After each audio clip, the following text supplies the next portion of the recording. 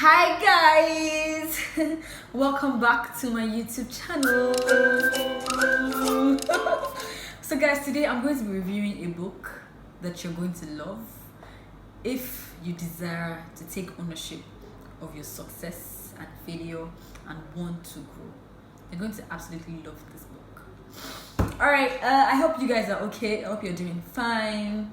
This is the first week in November, right? And I hope that you're fine. I'm not really happy. I'm sad, but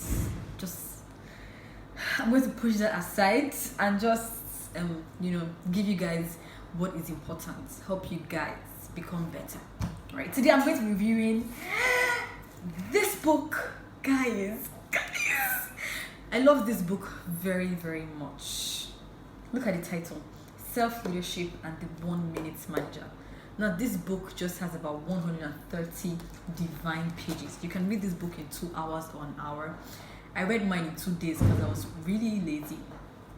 But one thing that makes one thing that really stands out for me in this book is the fact that it tells a story. That's the best part of this book. This book tells a story. And another thing that makes this book so interesting for me is that I can gift this book to a 7-year-old, and the 7-year-old will enjoy it. The 7-year-old will not need to come and tell me, "Hey, Umid, what does this word mean?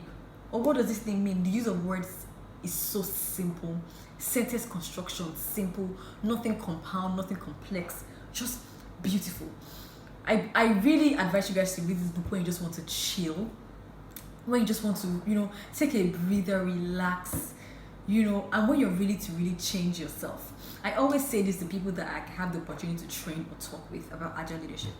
I always tell them that leadership is not about position or title.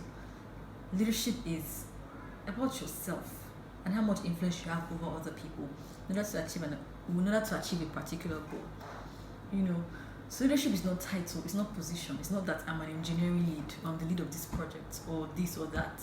It's who you are, and how much impact you have on other people around you, other people that are privileged to work with you. Yes. So guys, this book by Ken Blanchard. Ken Blanchard wrote this book. Ken Blanchard is a highly sought after writer. He's also a guest. He's also a prolific speaker, right? And he's also the chief spiritual, leader, right? He calls himself, no, let me get that right, the chief spiritual officer of the Ken Blanchard Company. Now, the Ken Blanchard Company is a human resource or human development company that he developed with his wife since 1979 in San Francisco. Did I get that? No, in San Diego. Since 1979. Ken Blanchard is also the co-founder of an NGO called Lead Like Jesus. So this NGO is committed to inspiring and equipping people to be servant leaders in the marketplace. So you know that this author, Ken Blanchard, wrote from a place of servant leadership, and when I read this book, I now realized why my CEO is very particular about self-leadership, employing highly motivated people, self-motivated people that can just take initiative, set priorities right, and get the job done. This book exposed me to the reality of having such kind of people on your team. They just do not bring problems to you, instead they bring solutions. So like I said earlier, the best part of this book for me is that it told a story about a young man named Steve. Now Steve was a young advertising executive who thought that he was about to lose his job. However, he met a 1 Minute Manager protege named Kayla. He met Kayla. Kayla is a protege of the 1 Minute Manager, and Kayla just helped him turn his life around, his work life around. Right? For my 9-to-5 professionals, this book will do you so much good, especially if you've just been thrown into a department that is new, or you've been given some new tasks, and you're supposed to lead people, and make sure they do the right thing, or just maybe you've just been given something new that seems challenging, something you don't have much experience in. This book would help you to open up, and learn. This book would help you to take ownership of both your successes and failures. This book would help you to lead yourself. This book will give you the initiative to make it work regardless of what happens. This book would help you to understand that you cannot afford to let go. You just have to keep fighting to achieve your goals, right? So through the help of Kayla, Steve was able to ditch his victim mentality and keep on growing, learning, and achieving. And at the end of the day, Mr. Steve did not lose his job because he had a learning mindset, right? So there are 3 learning points from this book, right? And before I talk about it, I just want to say that I just want to put it out there that self-leaders are people that are capable of setting priorities, taking initiative, and also solving problems independently. More than anything, self-leadership is not a rare ability, that is reserved for only the most talented or highly motivated or just gifted people of the world. No, but more than anything, self-leadership is a set of mindsets and skill sets that can be learned, taught, and developed over time. It's not just the most intelligent people that are self-leaders. Anybody can be a self-leader as long as you seek to grow and learn the principles. So like I said, 3 striking lessons for a self-leader. The first lesson is to ditch the victim mentality and challenge assumed constraints. So Steve was given a task to present a proposal, an advertisement, right, to I think United Bank, right? That was the name of his client, right? United Bank. And on the day of presentation, what's his name? Steve was already ready, and he made the presentation. And at the end of the presentation, he elicited for reviews. Everybody gave their reviews, everybody on that board. However, it was time for the CEO to give his own review. And then all he could say to Steve was that it was nonsense, arrant rubbish. That's what he said to Steve. That his pitch did not make any sense. It was not going to bring any kind of profits to the company. It did not deliver the message. It was just not in line with the goal or idea. So Steve was distraught. He felt really, really bad. He felt like at the end of the day, his line manager who had entrusted him, Rhonda, his line manager who had entrusted him with this department and this deal, was just going to lay him off. And so he went into his car and drove off, I think to a coffee shop or something. And that was when he met Kayla. Kayla was talking to a bunch of children and was trying to make them believe in magic.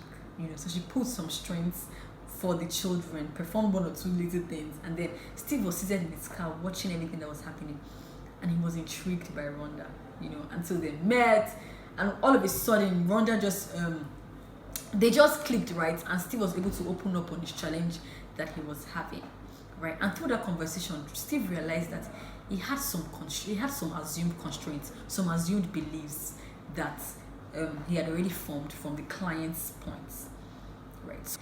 So the constraint that Steve had was that his client was such a hard nut to crack. The client was not ready to open up. The client was being difficult to work with, and everything affected Steve's budget for the advert, affected the schedule, affected everything. That was why it was a total disaster. Now, it was an assumed constraint is very simple. It's just a belief that limits your experience. Steve assumed that his client was hard, tough, and inaccessible, right? And that was what hindered him from delivering the right thing. So the question is, what assumed constraint do you have even in the workplace, right? With your team members, in your mind, you've not had a conversation with somebody, or you've not really gotten to know your team member, or you've not really gotten to know anybody that works with you, right? Very, very personally. But then in your mind, just because you've seen the way the person walks or the way the person talks to other people, you've assumed that person is proud, right? So that's an assumed constraint. An assumed constraint for maybe an entrepreneur can be like, most of my friends are doing this hair business. Most of my friends are tailors. They're making amazing outfits. Most of my friends are baking delicious cakes, right? Amazing flavors, so soft and lush and sweet. The market is too crowded. People are selling jewelry. I cannot break out. I cannot break even. I cannot do great. That is an assumed constraint. So if you want to be able to be a self-leader, if you want to be able to achieve your goals, you have to challenge your assumed constraints. What do you think that is limiting your experience? What is that belief that you have that's limiting your experience? This book will open your mind to the assumed constraints that you've subconsciously developed inside your mind, and it will help you to ditch it down and approach things for what they really are. So that's number one thing. Self-leaders are able to challenge assumed constraints. So guys, the second lesson that every self-leader must know is to activate their points of power. Now this book exposes us to different kinds of power. I'm just going to put it down for a second because my hand is starting to hurt. All right, so there is knowledge power, there's personal power, there's relationship power, and there's position power. There's several others, but these points of power actually stand out. Now knowledge power talks about, you're working in a team, or you're in a team, right? Or you have people around you doing the kind of business that you do, and you might not be, you are not an embodiment of all the powers, right? There's some people around you that have knowledge power. You might have relationship power. There's some people around you that have position power, right? There's some people that have personal power, right? Who are these people? Who are those people that wield the power? And how can you fully utilize this to your advantage? That's the question you should ask. So as a self-leader, you have to be able to leverage on these points of power. So let me explain. The first one is knowledge power. Knowledge power talks about what you know, how versed you are on a particular subject or field or area of expertise, right? Who knows what? Who can help you do this? You might not be a very gifted writer, but who can actually do it? Who has that kind of power that can help you aid your goal, right? So you have to activate that, tap into that person's skill and use it for your benefits, right? The second power is personal power. Now, personal power is the ability to give assurance to people and make them feel comfortable with the work that needs to be done. So the question is, do you have personal power? If you do not have, do you know somebody on your team that does?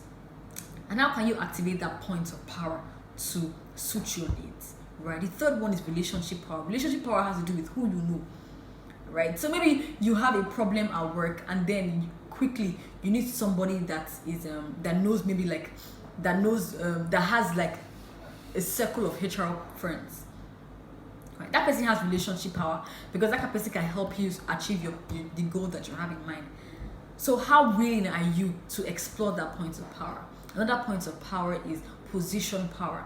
Position power has to do with the title that you have, or maybe the position or area in the company, or maybe personally that you have, right? That's what position power is about. So who is this person that occupies this particular position that can aid me on my job? Or who is this person that is maybe the CEO of somewhere, or maybe a sales executive that can help me influence someone else's decision? Right. So as an individual that is learning to be a self-leader, you have to be able to activate these points of power in your close corners. And as you do that, you'll be able to leverage. That's another way of, as you do that, that's another way of leveraging on your network in order to achieve your desired goal. So think, who has these powers, these points of power, and how do I make sure that I can utilize it to my full potential?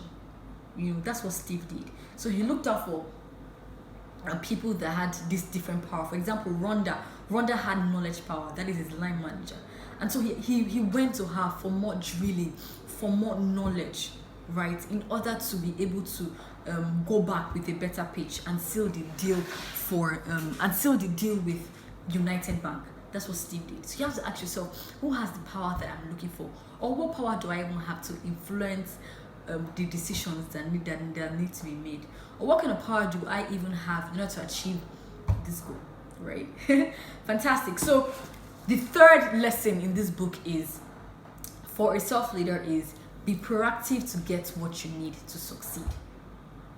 That's the third one. Be proactive to get what you need to succeed. Proactive people are people that do not just wait before things are done. They act beforehand. They're in front. They step ahead. Go further.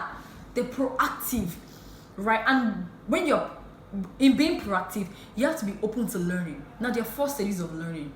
Steve knew that he didn't have all the skills he needed to seal the deal, and that's why Kayla exposed him to the 4 points of learning. So the first stage of learning is the enthusiastic beginner. So, for example, you want to learn how to code. You'll be very, very excited about it. This will be this one might be hard, but I'm going to do well because I know mathematics, or I know that this is going to fetch me so much money, so I have to learn how to code. You're enthusiastic. You're just beginning maybe the Decagon program, and then you're excited about learning. That's the first stage of learning. I remember when I started this YouTube video, I was very enthusiastic, very gingered to start learning how to learn what's it called, edit videos, But then when I started, I went to the second stage of learning, which is the disillusioned learner stage. Jesus, in that stage, you will need all the direction and support that you need, that you need, right? At that stage, I was unmotivated. I was confused. It was so hard for me to learn all the features, or all the icons, all the parts of Filmora. And that's what happens when you're learning something new, right? You start with so much high energy, and then in the second stage, you don't understand anything. Everything is confusing. You want to just leave. So the third stage is the capable but cautious learner, right? You've gotten a hand on maybe coding. You already understand some basic frameworks, right? And you're competent to an extent.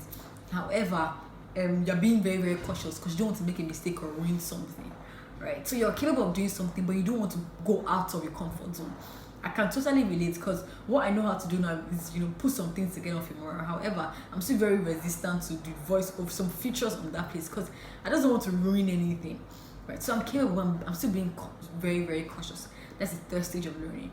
And then the final stage of learning is the self-reliant achiever stage. So at this stage, I can rely on myself. You can rely on yourself. You know everything that you're doing. There's always room for you to learn and grow. But then you're versed in what you're doing. So these 4 stages of learning determine who you really are. And as much as possible, as a self-leader, you have to be open to learning. Passionately learn. Be able to unlearn things and relearn new things. That's what this book will teach you, right? And more than anything, this book will teach you that in learning, you've got to diagnose yourself. You've got to ask yourself, what do I know? What do I not know? Who do I need to learn it from? How do I approach learning it? This book will teach you that when your competence is low, you need direction. However, when your commitment is low, you need support. So wherever you are on your level of learning, wherever position you are in your workplace, think about it. When you're not competent at achieving a particular thing, or you're not competent at a particular skill, the first question you should ask yourself is, who would give me direction? That's what Kayla exposed Steve to. And he asked himself, who would give me direction? He knew that Rhonda, his line manager, would give him direction. And then he went to her for more knowledge.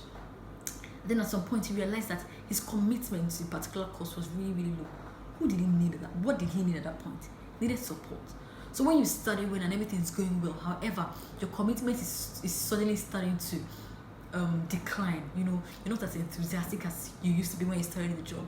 Think about it. Who will give me support? Who would give me encouragement that I need? That's who self-leaders are.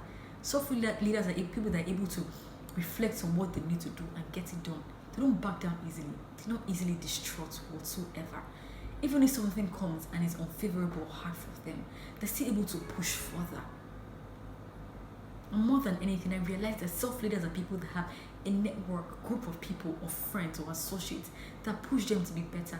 People that give them direction because they know better. People that give them support because they need encouragement. They need the push. They need the motivation.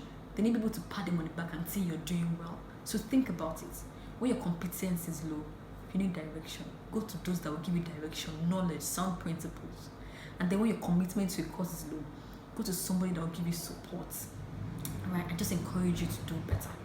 So that's it, guys. I hope that you guys understand and learn today, like it is written here, that empowerment is something that someone gives you. However, self-leadership is what you do to make it work. Right? Empowerment is something that someone gives you. Skills is something that someone gives you. Maybe you learn on your own. However, self-leadership is what you do to make what you already know work. And then finally, I think there's a quote here somewhere that rounds up how important self-leadership is, right? It says here, right here, guys. Self-leaders challenge assumed constraints. Secondly, they activate their points of power. Remember the types of power that I talked about. And finally, they're people that are proactive about getting what they need to succeed.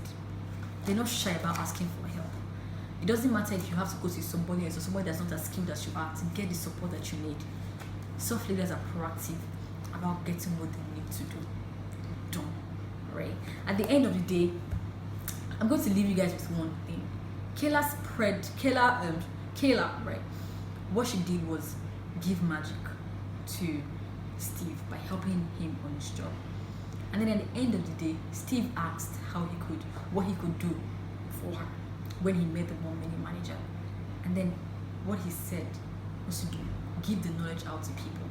And I think that's what I'm doing, right? And more than anything, I think that when you read this book, that is exactly what you should do, right? As much as Kayla empowered Steve to be better on his job, I need you to be able to empower others to be better on their job. Expose them to these points of power, these amazing lessons, so they can be better on their jobs and even in their entrepreneurial journey. So thank you so much, guys, for listening. I hope that you have a fantastic day. And more than anything, I also hope that I get really, really happier again. You know, I hope that I draw out of this sad phase and I'm happy again. But I know that everything is in times and seasons, right? So the sun will shine again. Thank you guys for listening. I hope that you had a fantastic time. Don't forget to grab this book online or offline. Bye.